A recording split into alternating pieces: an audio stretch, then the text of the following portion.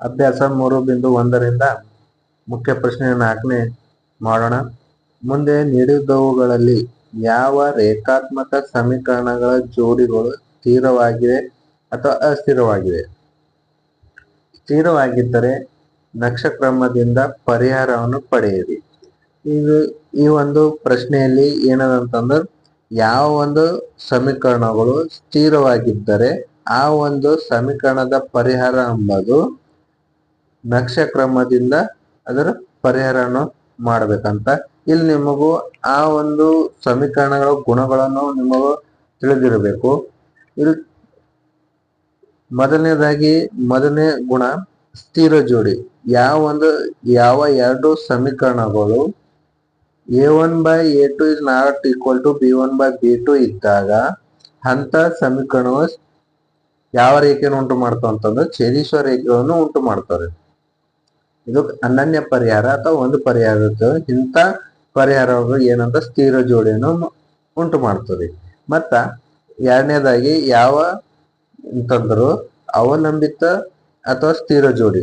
ಇದು ಅಂಬದು ಇದ್ರ ಗುಣ ಏನಂತಂದ್ರು 1/a1/a2 is equal to b1/b2 is not equal to c1/c2 ಇಂಥ ಒಂದು ರೂಪದಾಗಿತ್ತಂತಂದ್ರೆ ಅದು ಯಾವ ಸಮೀಕರಣವನ್ನು ಉಂಟು ಮಾಡ್ತು ಅಂತಂದ್ರೆ ಯಾವ ರೇಖೆಗಳನ್ನು ಉಂಟು ಮಾಡ್ತಂತಂದಾಗ ಆಯ್ಕೆಗೊಳ್ಳುವ ರೇಖೆಯನ್ನು ಉಂಟು ಮಾಡ್ತಾವ. ಯಾವ ಎರಡು ಸಮೀಕರಣಗಳನ್ನು ಈ ರೂಪದಾಗ ಇದ್ದಂತಂದ್ರೆ ಅದರ ಅನುಪಾತಗಳನ್ನು ಅದು ಈ ರೇಖೆಯನ್ನು ಉಂಟು ಮಾಡ್ತಾರೆ. ಮೂರನೇ ಗುಣ ಅಸ್ಥಿರ ಜೋಡಿಗಳು. ಇವು ಯಾವ ರೇಖೆಯನ್ನು ಉಂಟು ಮಾಡ್ತಂತಂದ್ರೆ a1/a2 is not equal to a1/a2 is equal to b1/b2 is equal to c1/c2 ಈ ಯಾವ ಎರಡು ಸಮೀಕರಣಗಳನ್ನು ಈ ರೂಪದಾಗಿದ್ದಾಗ ಇಂಥ ಸಮೀಕರಣವನ್ನು ಸಮಾಂತರ ರೇಖೆ ಉಂಟು ಮಾಡ್ತಾವ. ಇದಕ್ಕೂ ಪರಿಹಾರವಿಲ್ಲ ರೀ. ಇದಕ್ಕೆ ಏನಂತಂದ್ರೆ ಅಸ್ಥಿರ ಜೋಡಿಗಳು ಅಂತ ಕರೀತಾರೆ. ನಮಗ ಈ ರೂಪದ ಸ್ಥಿರ ಜೋಡಿ ಇದ್ದಂಥದ್ದು ಅದಕ್ಕೆ ಅಂತ ಸಮೀಕರಣಗಳಿಗೂ ಅಂತ ಸಮೀಕರಣಗಳ ರೇಖಾತ್ಮಕ ಸಮೀಕರಣಗಳ ಜೋಡಿಗಳಿಗೂ ಯಾವ ಒಂದು ಕ್ರಮದಿಂದ ಪರಿಹಾರನ ಪಡಿಬೇಕಂತ ನಕ್ಷ ವಿಧಾನದಿಂದ ಆ ಒಂದು ಪ್ರಶ್ನೆ ಉತ್ತರನ್ನು ಪಡಿಬೇಕು. ಆದ್ದರಿಂದ ಮೊದಲನೇದಾಗಿ ಈ ಒಂದು ಲೆಕ್ಕ ಎಂಬುದು ಸ್ಥಿರ ಅದನ್ನ ಅಸ್ಥಿರ ಅದ ಎಂಬುದು ಮೊದಲು ಇದ್ರ ಗುಣವನ್ನು ತಿಳಿಯೋಣ. ಗುಣವನ್ನು ತಿಳಿದ ನಂತರ ಆ ಒಂದು ಗುಣ ಅಸ್ಥಿರವಾಗಿದ್ದರೆ ಅಥವಾ ಸ್ಥಿರವಾಗಿದ್ದರೆ ಈ ಒಂದು ನಕ್ಷಕ್ರಮದಿಂದ ಅದು ಪರಿಹಾರವನ್ನು ಕಂಡುಕೊಳ್ಳಬೇಕು. ಸ್ಥಿರ ಇಲ್ಲ ಅಂತಂದ್ರೆ ಅದು ಅಲ್ಲೇ ಲೆಕ್ಕ ಮುಗಿಸ್ಬೇಕು. ಇಲ್ಲಿ ಮೊದಲನೇದಾಗಿ ಉಪ ಪ್ರಶ್ನೆ 1 x+y ಸಮನಾಗಿದೆ 5, 2x + 2y ಸಮನಾಗಿದೆ 10. ಇದು ಎಂಬುದು a1x + b1y + c1 is equal to 0. ಇದು ಸಾಮಾನ್ಯ ರೂಪ ರೀ. ಈ ರೂಪದಾಗ ಇದು ಇಲ್ಲ ಅಂತಂದ್ರೆ ಏನ್ ಮಾಡ್ಬೇಕು, ಮೊದಲು ಈ ರೂಪದಾಗ ಬರಿಬೇಕು. ಈ ರೂಪದಾಗ ಬರ್ಬೇಕಂದ್ರೆ ಇದು x + y ಇದು ಸಮಾನ ಚಿಹ್ನೆಗಳು ಈ ಕಡೆ ಪ್ಲಸ್ ದಾಗ ಆದ್ರೆ ಈ ಕಡೆ ಬರೋಣ ಏನಾದ್ರು ಮೈನಸ್ ಆಯ್ತು. ಅದನ್ನ -5 = 0. ಇದು ಈ ಸಾಮಾನ್ಯ ರೂಪದಾಗ ಬಂತು. ಈಗ ಬಂದಾಗ a1 ಅಂತಂದ್ರೆ x ಜೊತೆಲಿ ಇದ್ದಂತ ಸಗುಣಕ ಬರಿಬೇಕು. ಇಲ್ಲಿ ಸಗುಣಕ ಏನು ಇಲ್ಲ ಅಂತಂದ್ರೆ 1 ಅಂತ ಬರ್ಕೊಂಡಿದ್ದೀನಿ. ಇಲ್ಲಿ b1 ಅಂತಂದ್ರೆ y ನ ಸಗುಣಕ ಬರಬೇಕು. y ನ ಸಗುಣಕ ಏನು ಇಲ್ಲ ಅಂತಂದ್ರೆ 1 ಬರ್ಕೊಂಡಿದ್ದೀನಿ. ಮತ್ತ c1 ಅಂತಂದ್ರೆ ಸ್ಥಿರಾಂಕ ಅದು 5 ಅದ. ಅದರಿಂದ ಅದ್ರ ಎದುರುಗಡೆ ಇದ್ದಂತ ಮೈನಸ್ ಚಿಹ್ನೆ ಅದು -5 ಅಂತ ಬರ್ಕೊಂಡಿದ್ದೀನಿ. ಈಗ ಎರಡನೇ ಸಮೀಕರಣ ಇಲ್ಲದರಿ 2x + 2y ಸಮನಾಗಿದೆ 10. ಇದು ಅಂಬದು ಈ ರೂಪದಾಗ ಇಲ್ಲ ರೀ. ಇಲ್ಲ ಅಂತಂದ್ರೆ a2x + b2y + c2 is equal to 0 ರೂಪದಲ್ಲಿ ಬರಿಬೇಕಂತಂದ್ರೆ ಇಲ್ಲಿ ಸಮಾನ ಚಿಹ್ನೆ ಎಡ ಭಾಗದಲ್ಲಿ ಪ್ಲಸ್ ಇದ್ದಿದ್ರೆ ಬಲ ಭಾಗದಾಗ ಬಂದಾಗ ಮೈನಸ್ ಆಗುತ್ತದೆ. ಅದರಿಂದ a2x + 2y ಈ ಕಡೆ ಬಂದಾಗ -10 ಸಮನಾಗಿದೆ 0 ಆಯ್ತ್ರಿ. ಇದು ಈ ರೂಪದಾಗ ಬಂದಾಗ a2 ಅಂತಂದ್ರೆ x ನ ಸಹಗುಣಕ ಎಷ್ಟದ 2 ಬರ್ಕೊಂಡಿದ್ವಿ. b2 ಅಂತಂದ್ರೆ y ನ ಸಹಗುಣಕ ಎಷ್ಟದ 2 b2 is equal to 2 ಅಂತ ಬರ್ಕೊಂಡಿದ್ವಿ. c2 ಅಂದ್ರೆ ಸ್ಥಿರಾಂಕ -10 ಅಂತ ಬರ್ಕೊಂಡಿನಿ. ಇದ್ರ ಅನುಪಾತವನ್ನು ಬರೆಯೋಣ. ಅನುಪಾತ ಏನದ ಅಂತಂದ್ರೆ a1/a2 is equal to b1/b2 is equal to c1/c2 ಇದು ಅನುಪಾತ ರೀ. ನಾವು ಈ ಅನುಪಾತದಲ್ಲಿ ಇದರ ಬೆಲೆಗಳನ್ನು ಹಾಕೋಣ. ಇಲ್ಲಿ A1 ಅಂತಂದ್ರೆ 1 ಅದರಿ 1, B2 A2 ಅಂತಂದ್ರೆ 2 ಅದ, ಅದರಿಂದ 2 ಸಮನಾಗಿದೆ.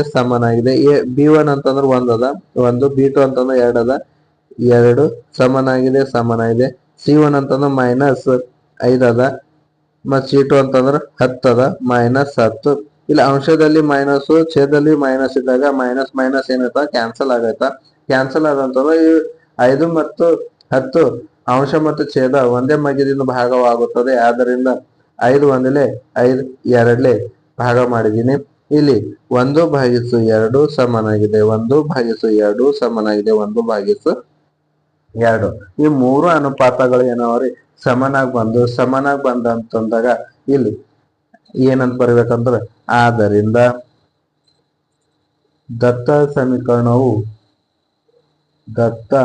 ಆದ್ದರಿಂದ ರೇಖಾತ್ಮಕ ಸಮೀಕರಣಗಳ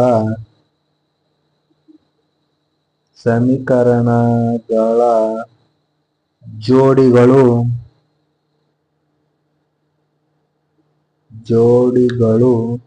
ಏನ ರೇಖಾತ್ಮಕ ಸಮೀಕರಣಗಳ ಜೋಡಿಗಳು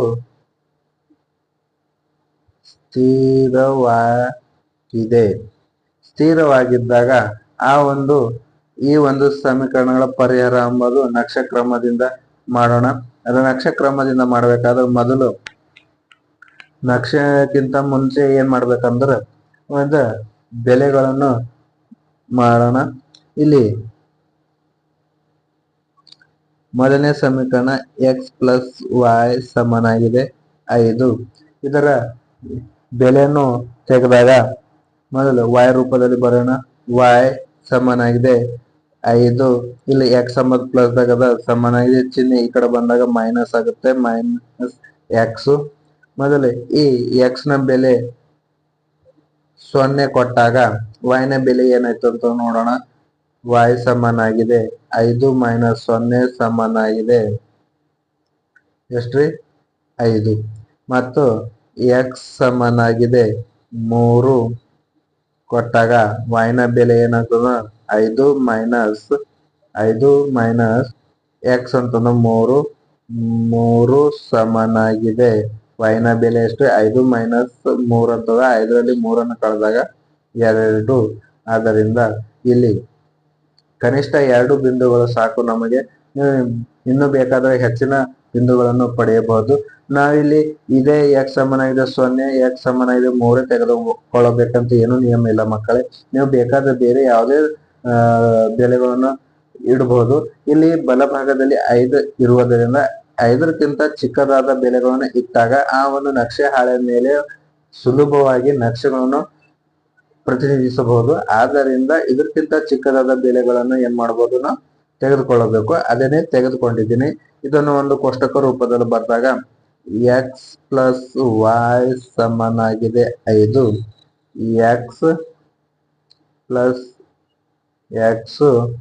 x ನ ಬೆಲೆ 0 ಆದಾಗ ಇದು y, x ನ ಬೆಲೆ 0 ಆದಾಗ x ನ ಬೆಲೆ 0 ಆಗದ, y ನ ಬೆಲೆ 5, x ನ ಬೆಲೆ 3 ಆದಾಗ y ನ ಬೆಲೆ 2.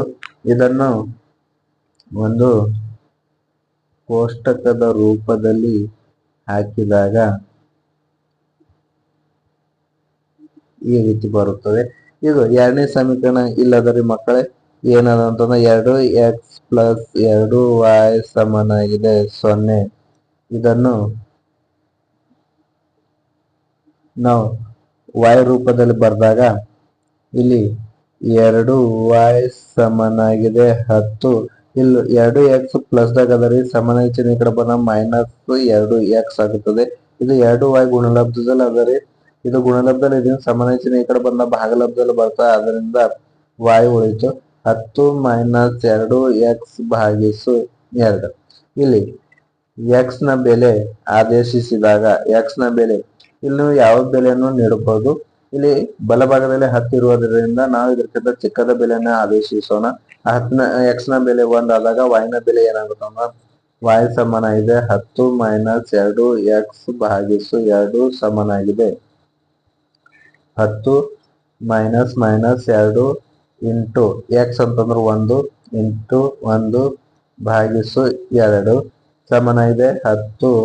2 1 2 ಭಾಗಿಸು 2 ಸಮನಾಗಿದೆ 10ರಲ್ಲಿ 2 ಕಳೆದಾಗ 8 ಭಾಗಿಸು 2 2 1 2 4 ಅಂತಂದಾಗ 4. ಅದೇ ರೀತಿ ಎಕ್ಸ್ ನ ಬೆಲೆ 1 ಕೊಟ್ಟಾಗ y ನ ಬೆಲೆ 4 ಬಂತು. ಈಗ ಮತ್ತೊಂದು ಎಕ್ಸ್ ನ ಬೆಲೆ 4 ನೀಡೋಣ.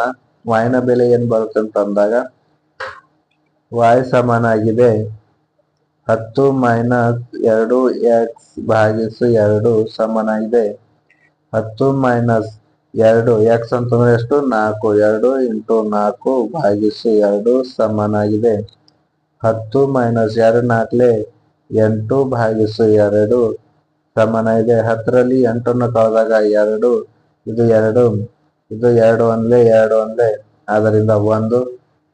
ಇದು ಎಕ್ಸ್ ನ ಬೆಲೆ 4 ಆದಾಗ y ನ ಬೆಲೆ 1. ಇದನ್ನು ಒಂದು ಕೋಷ್ಟಕ ರೂಪದಲ್ಲಿ ಬರೆದಾಗ ಎಕ್ಸ್ 2x ಪ್ಲಸ್ 2y ಸಮನಾಗಿದೆ 10. ಎಕ್ಸ್ ನ ಬೆಲೆ ಮತ್ತು y ನ ಬೆಲೆ ಇದರಲ್ಲಿ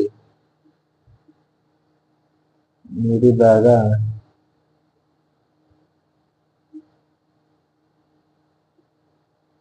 ಎಕ್ಸ್ ನ ಬೆಲೆ 1 ಆದಾಗ y ನ ಬೆಲೆ 4. ಎಕ್ಸ್ ನ ಬೆಲೆ 4 ಆದಾಗ y ನ ಬೆಲೆ 1.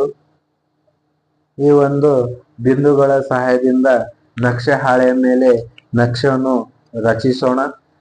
ಈ ಒಂದು ನಕ್ಷೆ ಹಾಳೆಯ ಮೇಲೆ ನಕ್ಷೆಯನ್ನು ರಚಿಸಿದಾಗ ರಚನೆ ಮಾಡೋಣ. ಇಲ್ಲಿ ಮೊಟ್ಟ ಮೊದಲನೇದಾಗಿ ಈ ಒಂದು ನಕ್ಷೆ ಹಾಳೆಯ ಮೇಲೆ 2 ಸರಳ ರೇಖೆಗಳನ್ನು ಒಂದಕ್ಕೊಂದು ಲಂಬವಾಗುವಂತೆ ಸರಳ ರೇಖೆಯನ್ನು ಎಳೆಯಲೇಬೇಕು. ಎಳೆದ ನಂತರ ಹಿಂದ್ಗಡೆ ಏನು ಕೋಷ್ಟಕದಲ್ಲಿ ಬೆಲೆಗಳನ್ನು ಹಾಕಿ ನೋಡ ಅದೇ ಬೆಲೆಗಳನ್ನು ಬರ್ಕೊಳ್ಬೇಕು. ಎಕ್ಸ್ ಪ್ಲಸ್ ವೈ ಸಮಾನದೆ 5. ಎಕ್ಸ್ ನ ಬೆಲೆ 0 ಆದಾಗ y ನ ಬೆಲೆ 5. ಎಕ್ಸ್ ನ ಬೆಲೆ 3 ಆದಾಗ y ನ ಬೆಲೆ 2 ಅಂತ ಬರ್ಕೊಳ್ಬೇಕು. ಮತ್ತ 2x ಪ್ಲಸ್ 2y ಸಮಾನದೆ 10 ಇದು 2ನೇ ಸಮೀಕರಣ. ಎಕ್ಸ್ ನ ಬೆಲೆ 1 ಆದಾಗ y ನ ಬೆಲೆ 4. ಎಕ್ಸ್ ನ ಬೆಲೆ 4 ಆದಾಗ y ನ ಬೆಲೆ 1 ಅಂತ ಬರೆದುಕೊಂಡ ನಂತರ ಇಲ್ಲಿ ಏನ್ ಮಾಡ್ಬೇಕಂದ್ರೆ ಪ್ರಮಾಣ ಬರಬೇಕು. ಇದು ಮುಖ್ಯವಾಗಿರ್ತದೆ ಮಕ್ಕಳೇ. ಪ್ರಮಾಣ ಕಂಪಲ್ಸರಿ ಬರಬೇಕು. ಪ್ರಮಾಣ ಎಕ್ಸ್ ಅಕ್ಷೆಯಲ್ಲಿ 1 ಸೆಂಟಿಮೀಟರ್ ಅಂತಂದ್ರೆ 1 ಮೂಲಮಾನ ಅಥವಾ 1 ಸೆಂಟಿಮೀಟರ್ ಅಂತ ಬರೆದುಕೊಳ್ಳಬೇಕು. ಮತ್ತು y ಅಕ್ಷೆಯಲ್ಲಿ 1 ಸೆಂಟಿಮೀಟರ್ ಸಮಾನಾಗಿದೆ 1 ಮೂಲಮಾನ ಅಥವಾ 1 ಸೆಂಟಿಮೀಟರ್ ಅಂತ ಬರೆದುಕೊಳ್ಳಬೇಕು. ಕಾರ್ಟೇಶನ್ ಸಮತಲದಲ್ಲಿ 4 ವಿಭಾಗಗಳು ಇರುತ್ತವೆ. ಅದು ಏನು ಅಂತಂದ್ರೆ ಮೊದಲು ಎಕ್ಸ್ ಅಕ್ಷವನ್ನು ಪ್ರತಿನಿಧಿಸಿದಾಗ ಎಕ್ಸ್ ಅಕ್ಷೆಯಲ್ಲಿ ಧನಾತ್ಮಕ ಸಂಖ್ಯೆಗಳು ಇರ್ತಾವ. ಧನ ಎಕ್ಸ್ ಮತ್ತು y ಅಕ್ಷ ಮೇಲೂ ಏನಿರ್ತೋ ಅದು ಬರಿಬೇಕು. ನಂತರ y ಅಕ್ಷ ಮೇಲೆ ಏನು ಧನ ಅದ ಮತ್ತೆ ಈ ಕಡೆ ಇದು 2ನೇ ವಿಭಾಗ. ಎಕ್ಸ್ ಅಕ್ಷ ಮೇಲೆ ಮೈನಸ್ ಋಣ ಪೂರ್ಣಾಂಕಗಳು. y ಅಕ್ಷ ಮೇಲೆ ಏನದ ಅಂತಂದ್ರ ಪ್ಲಸ್ ಅದ, ಅದರಿಂದ ಕಾಮ ಪ್ಲಸ್. ಇದು 2ನೇ ವಿಭಾಗ. 3ನೇ ವಿಭಾಗ ಎಕ್ಸ್ ಅಕ್ಷ ಮೇಲೆ ಮೈನಸ್, y ಅಕ್ಷ ಮೇಲೆ ಕೂಡ ಏನದ ಋಣಾತ್ಮಕ ಸಂಖ್ಯೆಗಳವ, ಅದನ್ನ ಮೈನಸ್ ಅಂತ ಬರ್ಕೊಳ್ಬೇಕು.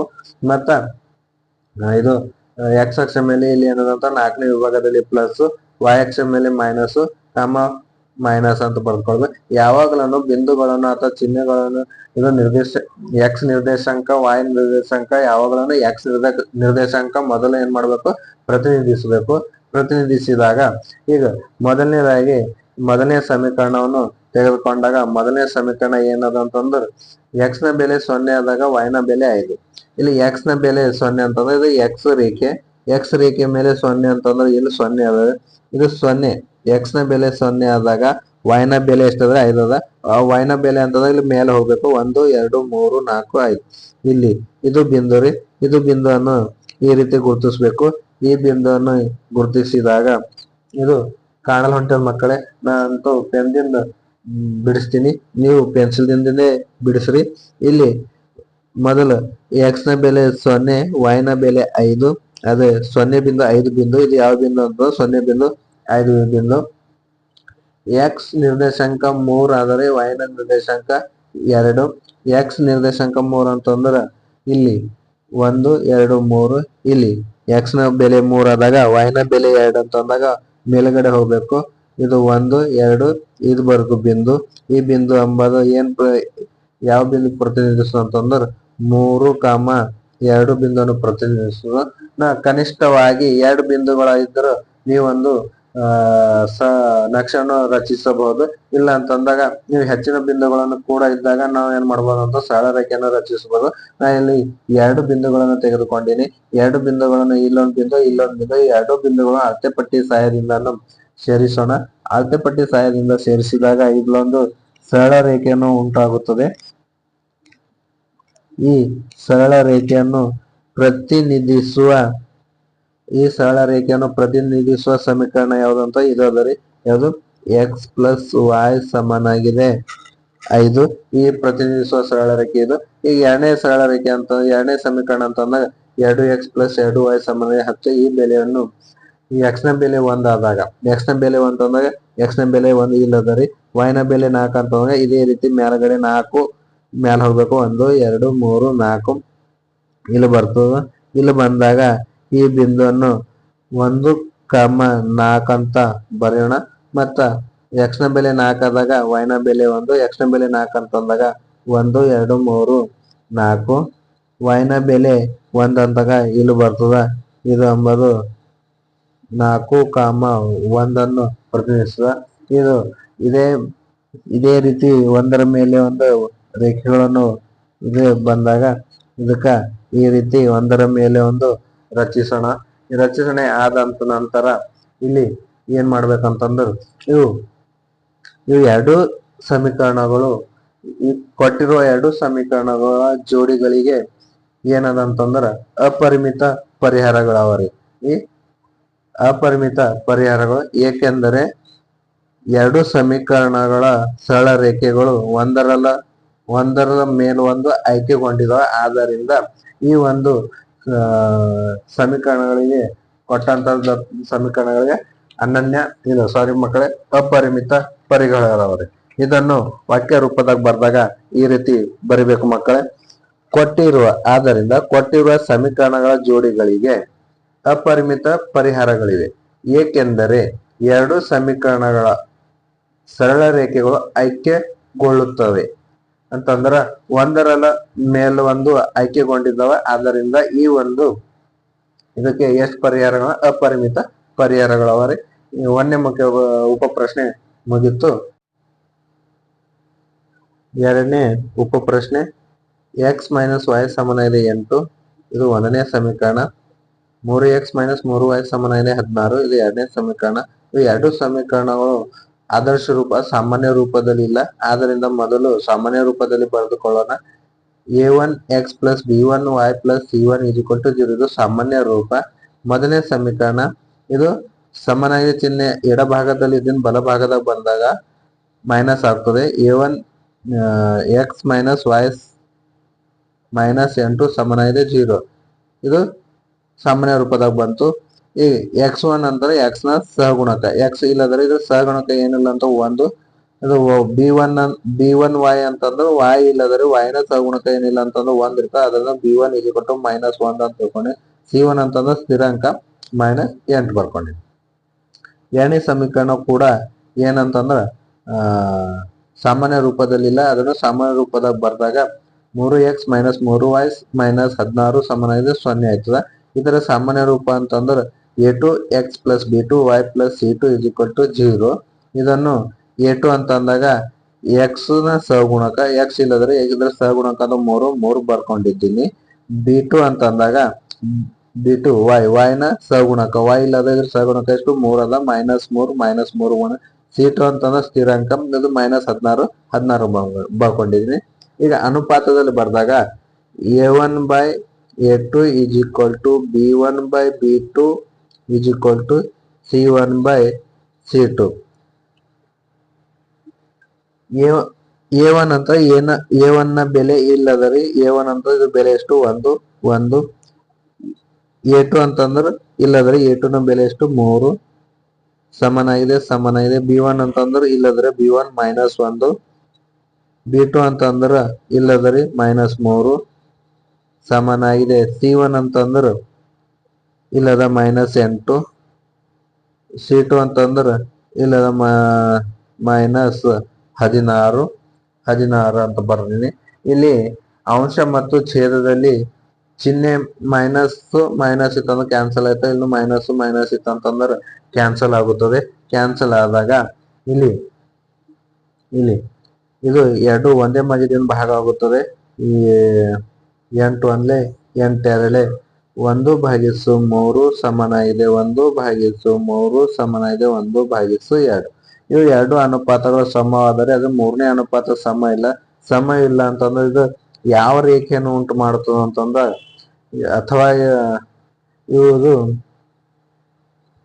ಸಮಾಂತರ ರೇಖೆಗಳನ್ನು ಉಂಟು ಮಾಡ್ತಾ. ಆದ್ರಿಂದ A1/A2 is equal to B1/B2 is not equal to C1/C2 ಅಂತ ಬರಿಬೇಕು. ಬರ್ದಾದ ನಂತರ ಆದ್ದರಿಂದ ರೇಖಾತ್ಮಕ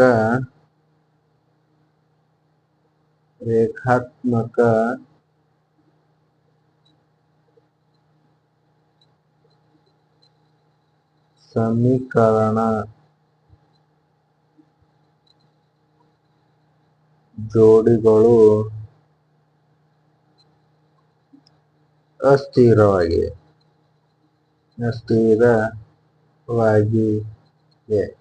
ಆದ್ದರಿಂದ ಎರಡನೇ ಉಪ ಪ್ರಶ್ನೆಯನ್ನು ನಾವು ನಕ್ಷೆ ವಿಧಾನದಿಂದನೂ ಬಿಡಿಸಲು ಸಾಧ್ಯವಿಲ್ಲ. ಆದ್ದರಿಂದ ಈ ಎರಡನೇ ಉಪ ಪ್ರಶ್ನೆಯ ಉತ್ತರ ಇಷ್ಟೇ ಮಕ್ಕಳೇ. ಅಭ್ಯಾಸ 3.1 ಪ್ರಶ್ನೆ ಸಂಖ್ಯೆ 4. ಉಪ ಪ್ರಶ್ನೆ 3. 2x + y - 6 ಸಮನಾಗಿದೆ 0. ಇದು ಒಂದನೇ ಸಮೀಕರಣ. ಎರಡನೇ ಸಮೀಕರಣ 4x - 2y - 4 ಸಮನಾಗಿದೆ 0. ಇಲ್ಲಿ ಮೊದಲನೇದು ಸಾಮಾನ್ಯ ರೂಪದಾಗ ಬರೆದಾಗ a1x + b1y + c1 = 0. a1 ಅಂತಂದ್ರೆ 2x ಪ್ಲಸ್ ಇಲ್ಲಿ y ಅದ, ಇಲ್ಲಿ 2 ಸಾರಿ ಮಕ್ಕಳೇ, ಇಲ್ಲಿ y ಬರಬೇಕು. y ಅಂತ ಬರ್ದೀನಿ. -6 ಸಮನಾಗಿದೆ 0. a1 ಅಂತಂದಾಗ 2, b1 ಅಂತಂದಾಗ ಇಲ್ಲಿ 1 ಬರ್ತದೆ. y ನ ಸಗುಣಕ ಏನಿಲ್ಲ ಅಂತಂದ್ರೆ 1, ಅದರಿಂದ 1 ಬರ್ತದೆ. c1 = -6. ಇಲ್ಲಿ ಎರಡನೇ ಸಮೀಕರಣ a2x + b2y + c2 = 0. 4x - 2y - 4 ಸಮನಾಗಿದೆ 0. ಇದನ್ನು a1 ಅಂತಂದಾಗ 4, b1 ಅಂತಂದಾಗ b2 ಅಂತಂದಾಗ -2, c2 ಅಂತಂದಾಗ -4. ಇದನ್ನು ಅನುಪಾತದಲ್ಲಿ ಬರೆದಾಗ a1/a2 = b1/b2 = c1/c2 ಈ ರೂಪದಲ್ಲಿ ಬರೆದಾಗ ಇಲ್ಲಿ a1 ಅಂತಂದ್ರೆ 2 ಅದರಿ, a1 ಅಂತಂದ್ರೆ 2, b2 ಅಂತ a2 ಅಂತಂದ್ರೆ 4 ಬರ್ಕೊಂಡಿನಿ. b1 ಅಂತಂದ್ರೆ 1, b1 ಅಂತಂದ್ರೆ ಇಲ್ಲಿ ಎಷ್ಟು 1, b2 ಅಂತಂದ್ರೆ -2, c1 ಅಂತಂದ್ರೆ -6, c2 ಅಂತಂದ್ರೆ -4. ಇಲ್ಲಿ 2 ಒಂದ್ಲೆ 2 ಎರಡ್ಲೆ 4. ಇದು 1 ಅದ, ಇಲ್ಲಿ 2 ಅದ ಅಂತಂದ್ರೆ ಇದು 1 ಮಧ್ಯದಿಂದ ಭಾಗ ಆಗಲ್ಲ. ಆದ್ದರಿಂದ ಇಲ್ಲಿ 1/2 ಅಂತ ಬರೆಯೋಣ. ಮತ್ತ ಇಲ್ಲಿ ಅಂಶದಲ್ಲಿ ಮೈನಸ್, ಛೇದದಲ್ಲಿ ಮೈನಸ್, ಇದು ಮೈನಸ್ ಮೈನಸ್ ಕ್ಯಾನ್ಸಲ್ ಆಗಬೇಕು.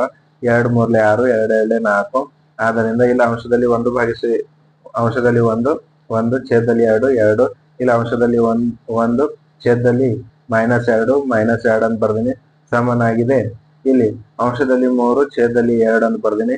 ಇಲ್ಲಿ 1/2 ಸಮನಾಗಿದೆ 1/-2. ಇವು ಎರಡು ಏನಿಲ್ಲ ಸಮ ಇಲ್ಲ. ಇಲ್ಲಿ ಪ್ಲಸ್ ಅದ, ಇಲ್ಲಿ ಮೈನಸ್ ಅದ, ಅದರಿಂದ 2 ಸಮ ಇಲ್ಲ. ಸಮ ಇಲ್ಲ ಅಂತಂದ್ರೆ ಇಲ್ಲಿ a1/a2 is not equal to b1/b2 ಅಂತ ಬರಿಬೇಕು. ಬರೆದಾದ ನಂತರ ಆದ್ದರಿಂದ ರೇಖಾತ್ಮಕ ಸಮೀಕರಣಗಳ ಜೋಡಿಗಳು ಏನಾದ್ರೆ ಸ್ಥಿರ ಇದ್ದಾಗ ಎಷ್ಟು ಪರಿಹಾರ ಇರ್ತಾವ ಅಂತಂದ್ರ ಅನನ್ಯ ಪರಿಹಾರ ಇರ್ತಾವ. ಆದ್ರಿಂದ ಮೊದಲು ಇದು ಅನನ್ಯ ಪರಿಹಾರ ಇತ್ತಂತಂದ್ರ ಇದನ್ನು ಏನ್ ಮಾಡ್ಬೇಕಂದ್ರ ಪ್ರಶ್ನೆಯಲ್ಲಿ ಕೊಟ್ಟಿದ್ದ ಮಕ್ಕಳೇ ಏನಂತಂದಾಗ 4ನೇ ಮುಖ್ಯ ಪ್ರಶ್ನೆ, ಮುಂದೆ ನೀಡಿದವುಗಳಲ್ಲಿ ಯಾವ ರೇಖಾತ್ಮಕ ಸಮೀಕರಣಗಳ ಜೋಡಿಗಳು ಸ್ಥಿರವಾಗಿವೆ?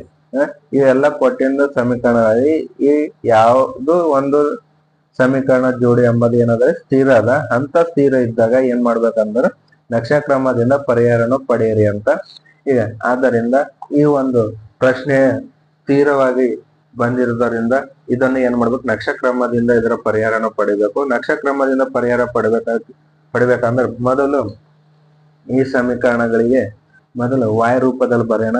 2x ಪ್ಲಸ್ y ಮೈನಸ್ 6 ಸಮನಾಗಿ 0 ಇದು ಮೊದಲನೇ ಸಮೀಕರಣ. ಈ ಮೊದಲನೇ ಸಮೀಕರಣವನ್ನು y ರೂಪದಾಗ ಬರೆದಾಗ ಇಲ್ಲಿ y ಸಮನಾಗಿದೆ, ಇಲ್ಲಿ ಮೈನಸ್ 6 ಇದನ್ನು ಈ ಕಡೆ ಬಂದಾಗ ಪ್ಲಸ್ 6 ಆಗುತ್ತದೆ, ಆದ್ರೆ ಪ್ಲಸ್ 6 ಇಲ್ಲಿ ಪ್ಲಸ್ 2x ಇದೆ ಸಮನಾಗಿ ಚಿಹ್ನೆ ಈ ಕಡೆ ಬಂದಾಗ ಮೈನಸ್ 2x ಆಗ್ತದೆ, ಅದರಿಂದ 6 ಮೈನಸ್ 2x ಬರ್ಲಿ. x ನ ಬೆಲೆ 0 ಕೊಟ್ಟಾಗ y ನ ಬೆಲೆ ಏನಾಗುತ್ತೆ ಅಂದ್ರೆ 6 ಮೈನಸ್ 2x 6 ಹೆಂಗದ ಹಂಗೆ ಬರ್ದಿ ಮೈನಸ್ 2 x ನ ಬೆಲೆ 0 ಕೊಟ್ಟಿದ್ದೀನಿ. ಇಲ್ಲಿ 6 ಮೈನಸ್ ಇದನ್ನು ಗುಣಕಾರ ಮಾಡಿದಾಗ 0 ಬರುತ್ತದೆ, ಮತ್ತು 0 6 ಕಳೆದಾಗ 6, x ನ ಬೆಲೆ 0 ಆದಾಗ y ನ ಬೆಲೆ 6.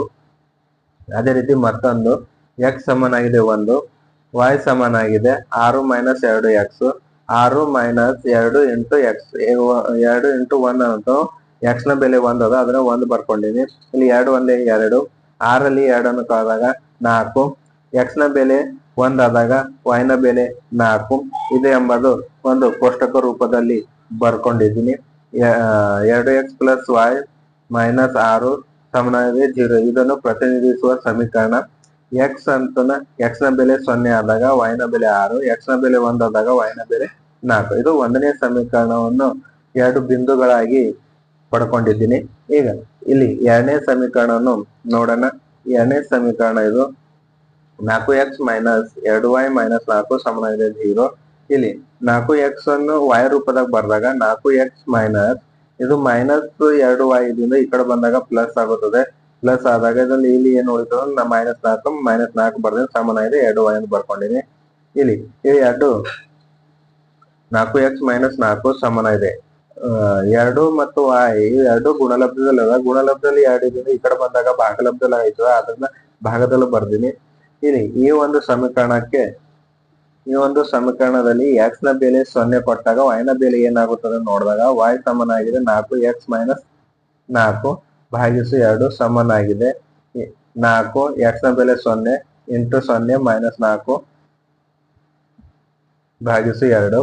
ಇದನ್ನ ಗುಣಿಸಿದಾಗ 0 ಬರ್ತದೆ, ಮೈನಸ್ 4 ಹೆಂಗದ ಹಂಗು ಭಾಗಿಸು 2 ಸಮನಾಗಿದೆ 0 ಅಲ್ಲಿ ಮೈನಸ್ 4 ಕಳೆದಾಗ ಮೈನಸ್ 4 ಭಾಗಿಸು 2. 2 1 2 2 2 4, ಆದ್ದರಿಂದ ಇದು ಇಲ್ಲಿ ಎಷ್ಟು ಬಂತಂದ್ರೆ ಸಮನಾಗಿದೆ ಮೈನಸ್ 2 ಬಂತು. x ನ ಬೆಲೆ 0 ಆದಾಗ y ನ ಬೆಲೆ ಮೈನಸ್ 2, ಮತ್ತ x ನ ಬೆಲೆ 2 ಆದಾಗ y ನ ಬೆಲೆ ಏನಾಗುತ್ತೆ ಅಂತಂದ್ರೆ ಈಗ y ಸಮನಾಗಿದೆ 4x ಮೈನಸ್ 4 ಭಾಗಿಸು 2 ಸಮನಾಗಿದೆ 4 ಇಂಟು x ಅಂತಂದ್ರೆ 2, ಅದರಿಂದ 4 ಇಂಟು 2 ಮೈನಸ್ 4 ಅಂತ ಬರ್ತೀನಿ ಭಾಗಿಸು 2. 4 2 8, ಇದು ಮೈನಸ್ ಹಂಗದ ಹಂಗೆ ಭಾಗಿಸು 2. 8ರಲ್ಲಿ 4 ಕಳೆದಾಗ 4 ಭಾಗಿಸು 2. 4 1 ಇದು 2 1 2 2 4 ಅಂತಂದ್ರೆ 2. x ನ ಬೆಲೆ 2 ಆದಾಗ y ನ ಬೆಲೆ 2. ಇದನ್ನು ಕೋಷ್ಟಕ ರೂಪದಲ್ಲಿ ಬರೆದಾಗ x ನ ಬೆಲೆ 0 ಆದಾಗ y ನ ಬೆಲೆ ಮೈನಸ್ 2, x ನ ಬೆಲೆ 2 ಆದಾಗ y ನ ಬೆಲೆ 2. ಇದನ್ನು ಪ್ರತಿನಿಧಿಸುವ ಸಮೀಕರಣ ಯಾವುದು ಅಂತಂದಾಗ ಇದು 4x ಮೈನಸ್ 2y ಮೈನಸ್ 4 ಸಮನಾಗಿದೆ 0 ಇದನ್ನು ಪ್ರತಿನಿಧಿಸುವ ಸಮೀಕರಣ. ಈ 2 ಕೋಷ್ಟಕದ ಸಹಾಯದಿಂದ ಏನ್ ಮಾಡೋಣ ಅಂತಂದ್ರೆ ನಕ್ಷೆ ಹಾಳೆಯ ಮೇಲೆ ನಕ್ಷೆಯನ್ನು ಇಳಿಸೋಣ. ಇಲ್ಲಿ ಇದನ್ನು ನಕ್ಷೆ ಹಾಳೆ, ಈ ನಕ್ಷೆ ಹಾಳೆಯ ಮೇಲೆ ಮೊದಲನೇದಾಗಿ 2 ಸರಳ ರೇಖೆಗಳು ಒಂದನ್ನೊಂದು ಪರಸ್ಪರ ಲಂಬವಾಗಿರುವಂತೆ 2 ಸರಳ ರೇಖೆಯನ್ನು ಎಳೆಯೋಣ. ಎಳೆದ ನಂತರ ಇದಕ್ಕೆ x ಅಕ್ಷೆ, ಇದು x ಡ್ಯಾಶ್, ಇದು y ಅಕ್ಷೆ, ಇದನ್ನು y ಡ್ಯಾಶ್ ಅಂತ ಬರ್ಕೊಳ್ಳಬೇಕು. ಬರ್ಕೊಳ್ಳಾದ ನಂತರ ಇಲ್ಲಿ 0 1 2 3 ಧನ ಪೂರ್ಣಾಂಕಗಳು, ಇದು 0 ಮೈನಸ್ 1 ಮೈನಸ್ 2 ಮೈನಸ್ 3 ಇದು ಋಣ ಪೂರ್ಣಾಂಕಗಳು, 0 ಮೈನಸ್ 1 ಮೈನಸ್ 3 ಇವೆಲ್ಲ ಋಣ ಪೂರ್ಣಾಂಕಗಳು. ಈ ಕಡೆಯಿಂದ 1 2 3 4 ಧನ ಪೂರ್ಣಾಂಕಗಳು. ಈ ರೀತಿ ಮೊದಲು ಒಂದು ನಕ್ಷೆ ಹಾಳೆ ಮೇಲೆ ಸ್ಕೇಲು ಮತ್ತು ಪೆನ್ಸಿಲ್ ದಿಂದ ಮೊದಲು ಈ ರೀತಿ ಕಾರ್ಟೇಶನ್ ಸಮತಲವನ್ನು ಬರೆದುಕೊಂಡು ನಂತರ ಇಲ್ಲಿ ಪ್ರಮಾಣ ಬರಬೇಕು. ಪ್ರಮಾಣ ಅಂತಂದ್ರೆ ಇಲ್ಲಿ x ಅಕ್ಷೆ ಮೇಲೆ ಏನ್ ಅದ ಮತ್ತು y ಅಕ್ಷೆ ಮೇಲೆ ಏನದ ಮತ್ತು ಇಲ್ಲಿ ಬರೀಬೇಕು. x ಅಕ್ಷೆ 1 ಸೆಂಟಿಮೀಟರ್ ಸಮನಾಗಿದೆ 1 ಸೆಂಟಿಮೀಟರ್ ಅಥವಾ ಒಂದು ಮೂಲಮಾನ. y ಸಮನಾಗಿದೆ y ಅಕ್ಷೆಯಲ್ಲಿ 1 ಸೆಂಟಿಮೀಟರ್ 1 ಸೆಂಟಿಮೀಟರ್ ಅಥವಾ ಒಂದು ಮಾನ ಅಂತ ಬರ್ಕೊಳ್ಳಬೇಕು. ಅಂತಂದ್ರೆ ಇಲ್ಲಿ x ಅಕ್ಷೆ ಮೇಲೆ ಇಲ್ಲಿಂದ ಇಲ್ಲಿಗೆ 1 ಸೆಂಟಿಮೀಟರ್ ಅಂದ್ರೆ 8 ಅಂತ ಬರ್ದೇನೆ 1 ಸೆಂಟಿಮೀಟರ್ ಎಂದು 1 ಸೆಂಟಿಮೀಟರ್ ಅಂತ ಎಕ್ಸ್ ಅಕ್ಷ ಮೇಲೆ 1 ಸೆಂಟಿಮೀಟರ್ 1 2 ಸೆಂಟಿಮೀಟರ್ 2 ಅಂತ ಬರ್ದಿನಿ. ಇದು ಎಕ್ಸ್ ಅಕ್ಷ ವೈ ಅಕ್ಷದಲ್ಲಿ ಸೇಮ್ ಬರ್ದಿನಿ. ಇಲ್ಲಿ ಮೊದಲನೇ ಸಮೀಕರಣ 2x ಪ್ಲಸ್ ವೈ ಮೈನಸ್ 6 ಸಮನಾಗಿ 0. ಈ ಸಮೀಕರಣವನ್ನು ಮೊದಲು ಈ ಒಂದು ನಕ್ಷೆ ಹಾಳೆ ಮೇಲೆ ಪ್ರತಿನಿಧಿಸೋಣ. ಮೊದಲನೇದಾಗಿ ಇಲ್ಲಿ ಎಕ್ಸ್ ನ ಬೆಲೆ 0 ಆದಾಗ ವೈ ನ ಬೆಲೆ 6. ಎಕ್ಸ್ ನ ಬೆಲೆ 0 ಅಂತಂದ್ರೆ ಇಲ್ಲಿ ಬರ್ತದೆ. ವೈ ನ ಬೆಲೆ 6 ಅಂತಂದಾಗ ಇದೇ ರೀತಿ ಮೇಲ್ಗಡೆ ಹೋಗ್ಬೇಕು. ಇಲ್ಲಿ 1 2 3 4 5 ಇಲ್ಲಿ 6 ಇಲ್ಲಿ ಬಿಂದುವನ್ನು ಕೊಟ್ಟು ಇದನ್ನು ಏನ್ ಮಾಡ್ಬೇಕಂತಂದ್ರೆ ಈ ರೀತಿ 0,6 ಅಂತ ಬರಿಬೇಕು. ಎರಡನೇದು ಎಕ್ಸ್ ನ ಬೆಲೆ 1 ಆದಾಗ ವೈ ನ ಬೆಲೆ 4 ಅಂದಾಗ ಇದೇ ರೀತಿ ಮ್ಯಾಲ ಹೋಗ್ಬೇಕು. ಇಲ್ಲಿ ಹೋದಾಗ ಇಲ್ಲಿ 4 ಕಾಣಿಸತ್ತು ಮಕ್ಕಳೇ, ಇದು 4. ಈ ಬಿಂದುವನ್ನು 1,4 ಅಂತ ಬರೆಯೋಣ. ಬರೆದಾದ ನಂತರ ಇಲ್ಲಿ ಈ ಎರಡು ಸರಳ ರೇಖೆಗಳನ್ನು ಸೇರಿಸೋಣ. ಅಳತೆ ಪಟ್ಟಿಯ ಸಹಾಯದಿಂದ ಸೇರಿಸಿದಾಗ ಇಲ್ಲಿ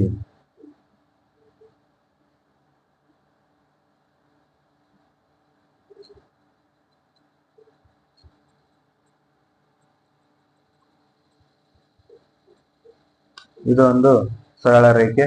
ಈ ಸರಳ ರೇಖೆಯನ್ನು ಪ್ರತಿನಿಧಿಸುವ ಸಮೀಕರಣ ಯಾವುದಂತ 2x ಪ್ಲಸ್ ವೈ ಮೈನಸ್ 6 ಸಮನಾಗಿದೆ 0. ಇದನ್ನು ಪ್ರತಿನಿಧಿಸುವ ಸಮೀಕರಣ 2x ಪ್ಲಸ್ ವೈ ಮೈನಸ್ 6 ಸಮನಾಗಿದೆ 0. ಈಗ ಎರಡನೇ ಸಮೀಕರಣ 4x ಮೈನಸ್ 2y ಮೈನಸ್ 4 ಸಮನಾಗಿದೆ 0. ಇದನ್ನು ಪ್ರತಿನಿಧಿಸುವ ಇದನ್ನು ಬಿಂದುವನ್ನು ಗುರುತಿಸೋಣ. ಎಕ್ಸ್ ನ ಬೆಲೆ 0 ಆದಾಗ ವೈ ನ ಬೆಲೆ 2. ಎಕ್ಸ್ ನ ಬೆಲೆ 0 ಅಂತಂದ್ರೆ ಇಲ್ಲೇ ಬರ್ತದೆ ಮಕ್ಕಳು. ವೈ ನ ಬೆಲೆ -2 ಅಂತಂದ್ರೆ ಕೆಳಗಡೆ ಬರ್ಬೇಕು 1 ಮತ್ತು ಇದು 2. ಇದನ್ನು 0,-2.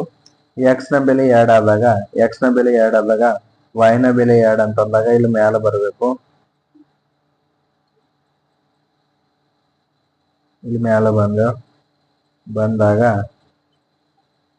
ಇದನ್ನು ಸೇರಿಸೋಣ.